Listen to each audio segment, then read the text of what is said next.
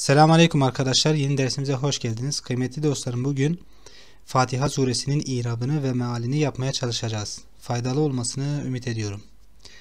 Evet arkadaşlar, Suretul Fatihati, Fatiha suresi. Arkadaşlar, eğer bir yerde merfu bir isim varsa, eğer cümle fiil cümlesi ise demek ki faildir. Cümle fiil cümlesi değilse o zaman ya mübtedadır veya haberdir. Yani isim cümlesidir. Burada Suretul Fatihati, Fatiha suresi bir isim var ve bu fiil cümlesi değildir.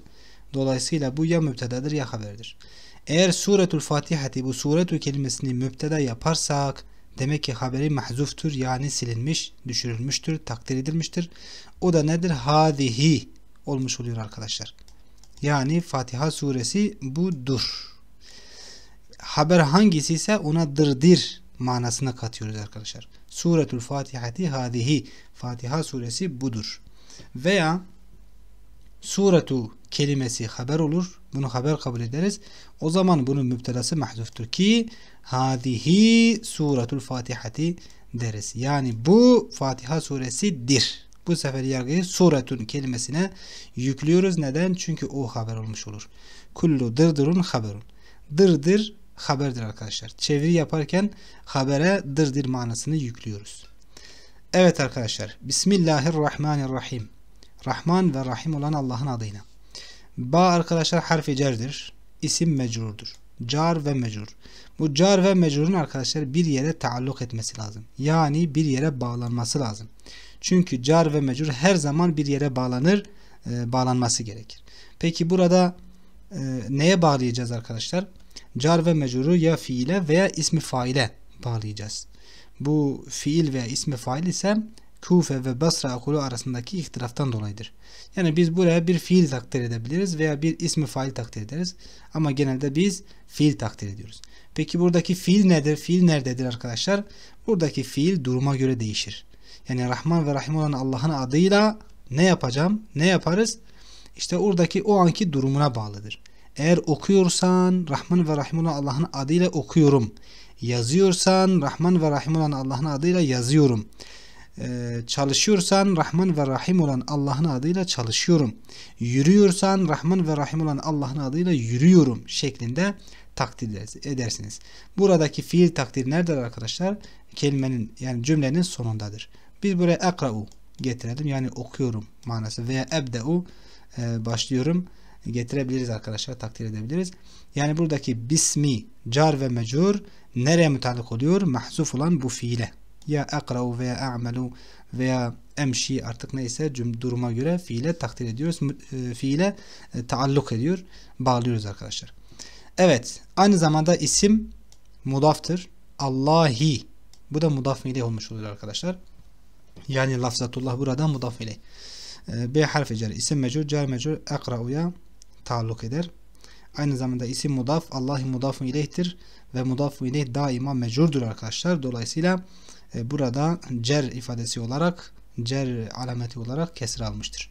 Allah'ın ismi ile. Peki sonraki kelimeler Er-Rahman, Er-Rahim ne mana ifade ediyor? Rahman arkadaşlar ve Rahim ikisi de merhamet ifade ediyor. Yani merhametli olan Allah. Ancak Rahman için daha çok dünyada, yani hem mümin hem kafir, mümin olsun kafir olsun kim olursa olsun Cenab-ı Hak herkese merhamet eder. Rahim ise daha çok ahirete özel, müminlere özel merhametidir. Yani Rahman ve Rahim manası bu şekilde, arada bir fark olduğu söyleniyor. Ayrıca Rahman'da daha çok kelime harf vardır arkadaşlar. Yani Rahman kelimesinde harf sayısı daha fazladır. Bundan dolayı Rahman'daki ifade edilen merhametin daha çok olduğu ifade edilmektedir. Evet arkadaşlar, Er-Rahman, Er-Rahim ikisi de sıfattır. Neden? Çünkü Allah lafzı arkadaşlar marifedir ve mecrurdur. Er-Rahman yine burası da marifedir, mecrurdur arkadaşlar. Er-Rahim aynı şekilde ve ikisi de lafzatullah'a sıfat olmuş oluyor arkadaşlar. Yani Rahman ve Rahim olan Allah'ın adıyla. Evet. Elhamdülillahi Rabbil alemin. Elhamdü mübteda, lillahi car ve mecrur. Buradaki lam arkadaşlar harfi cerdir. Lafzatullah mecrurdur. Car mecrur. ne olmuş oluyor? Haberdir arkadaşlar. Peki car mecrur sürekli bir yere taalluk etmesi gerekiyordu. Burada nereye taalluk ediyoruz? Burada da mahzuf bir ismi fail veya mahzuf bir fiil vardır. Yine o Basra ve Kufe ekolünün ihtilafları var arkadaşlar. İsterseniz fiile taalluk ederseniz, isterseniz de faile. Peki bu ismi fail ve fiil hangisidir? Genelde hasale hasilun, yani yardımcı fiiller. İstakarra müstakirun veya kana veya kainun şeklinde. Yani elhamdu hamd lillahi, Allah'a aittir. Allah için vardır. Yani hasilun lillah. Yani hasalayı getirirseniz ya hasala lillah veya hasilun lillah dersiniz. İstakarra getirirseniz ya istakarra lillah, yani Allah için karar kılmıştır. Veya müstakirrun lillah, Allah için karar kılmış olandır dersiniz şeklinde. Veya kana kainun şeklinde verebilirsiniz. Yani kısaca elhamdu mübteda lillahi haberdir. Nereye taalluk edildiği sorulursa ya fiile veya ismi faile. Yani hasala hasilun veya kana kainun veya istakarra müstakirruna taalluk eder. Evet. Rabbi el-alemin. Rabbil alemin, alemlerin Rabbi demektir. Rabbi mudaftır, alemin mudafu ileyh. Ve Rabbil alemin burada ma'rife olup lafzatullah'ın sıfatı olmuş oluyor. Bundan dolayı Rabbi mecrurdur. El-alemine de mudafu ileyh olduğundan dolayı mecrurdur ve cer alameti olarak ise buradaki ya gelmiştir. El-alemine. Evet, Er-Rahman, Er-Rahim. Burada da sıfat olmuştur arkadaşlar. Nasıl ki Rab kelimesi Allah lafzına sıfatsa, sıfat idiyse Er-Rahman ve Rahim de aynı şekilde sıfattır. Yani Rabbül Alemin olan, Rahman olan ve Rahim olan Allah'a aittir hamd. Maliki yevmiddin. Maliki de arkadaşlar sıfat olmaktadır. Burada zincirleme isim tamlaması var. Maliki yevmiddin. Din gününün sahibi. Burada Maliki mudaf, yevmi mudaf ile ve aynı zamanda mudaftır. Şimdi din kelimesinin mudafıdır. Din ise mudaf ileydir. Dolayısıyla arkadaşlar buradaki Maliki de ne olmuş oluyor? Maliki marifeye idafe edildiği için o da marifedir ve sıfat olmaktadır. Yani burada kaç tane sıfat oldu? Rabbil alemin 1, Rahman 2, Rahim 3, Maliki yevmiddin de 4. Zaten bundan dolayıdır ki bazı meallerde bu 3 ayeti birlikte meal verirler, birlikte tercüme ederler. Yani toparlarsak ne olmuş oluyor? Alemlerin Rabbi, Rahman ve Rahim olan ve din gününün sahibi olan Allah'a aittir hamd. Hamd işte bu sıfatlara haiz olan, sahip olan Allah'a aittir. İsterseniz arkadaşlar buna inşa manasını da verebilirsiniz. Yani aittir derseniz ihbari olmuş olur. Bu aittir yerine hamd olsun da diyebilirsiniz. Yani alemlerin Rabbi, Rahman, Rahim ve din gönlünün sahibi olan Allah'a hamd olsun diyebilirsiniz. Evet. İyyâke na'budu. İyyâke arkadaşlar mef'uldür. Mukaddem olmuştur. Damiri munfasil mensup olduğunda arkadaşlar İyyâ kelimesiyle beraber kullanılır. Yani İyyâke, İyyâkuma, İyyâkum şeklinde veya İyyâhu, İyyâhuma bu şekilde kullanılır. Burada ise arkadaşlar asıl olarak na'buduke idi. Na'buduke idi. Yani sana ibadet ediyoruz. Ama hasr ifade etmek için, yani tahsis etmek için ibadeti sadece Allah'a tahsis etmek için ne yapıldı arkadaşlar? Buradaki damir, mef'ulan damir takdim edildi, öne getirildi. İyyâke na'budu, yani sadece sana ibadet ederiz. Evet, İyyâke mef'uldür, damiri munfasil ve mensuptur.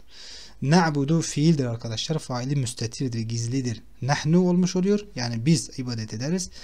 İyyâke na'budu bu tabirin ise yani bu şekilde gelmesi ne ifade ediyor? Hasr ifade ediyor. Kasr ifade ediyor. Belagatta bir konudur. Yani taksis ediyor. Ya Rab sadece sana ibadet ederiz. Ve harfi atıftır arkadaşlar. Yani İyyâke nesta'in cümlesinde İyyâke na'budu'ya atfediyor. İyyâke buradaki aynı durum, yani İyyâke na'budu'daki durum aynen burada da geçerli. İyyâke yine damirdir, munfasıldır, ayrı gelmiş ve mensuptur. Damiri munfasıl, mensup geldiği zaman İyyâ ile beraber kullanılır. Evet, İyyâke mef'uldür. Mef'ul fiilin ve cümlenin başına getirilmiş, takdim edilmiş. Bu hasr ifade eder. Nesta'in yardım isteriz manasında fiildir, faili müstetir. Nahnu olmuş oluyor arkadaşlar. Yani bu da neyi ifade ediyor?